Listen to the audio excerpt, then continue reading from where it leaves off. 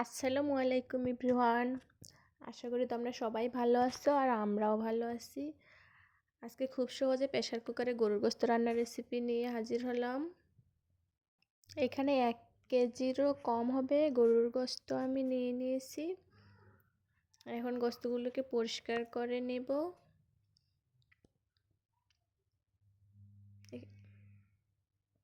এখানে শুকনো মরিচ আর গরম মশলা বেটে নেব।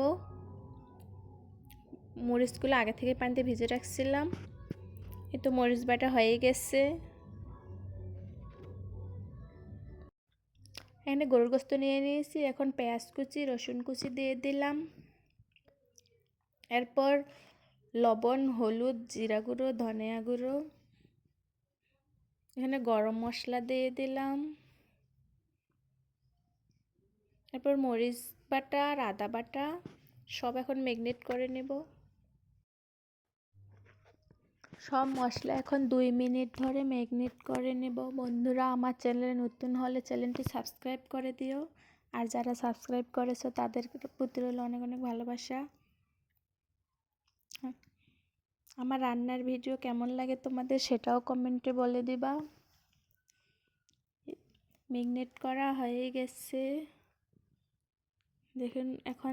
এখন 5 মিনিটের মতো রেখে দিয়ে দেব রেস্টে। এরপর প্রেসার কুকারে গরুর গোশত দিয়ে দিলাম।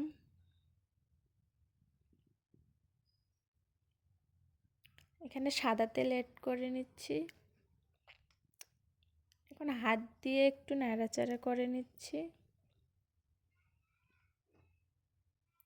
এরপর সামান্য পরিমাণে এখানে পানি দিয়ে দিব।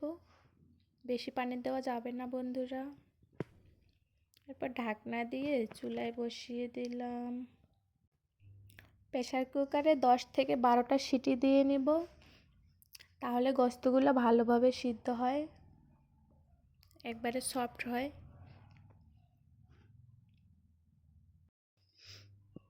গরুর মাংস সিদ্ধ হয়ে গেছে বন্ধুরা। এখন কিছুক্ষণ কষিয়ে নিব ভালোভাবে। একটু পানি থাকলে পানিটা শুকিয়ে নিতে হবে।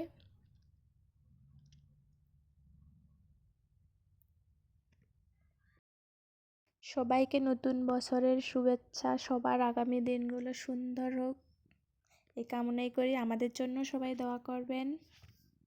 গরুর গোশত কষানো হয়ে গেছে, রান্না হয়ে গেছে একবারে। রান্না একবারে কমপ্লিট, পরিবেশন করে নিলাম। দেখুন বন্ধুরা, কত সুন্দর কালার এসছে, একবারে পারফেক্ট রান্না হয়েছে।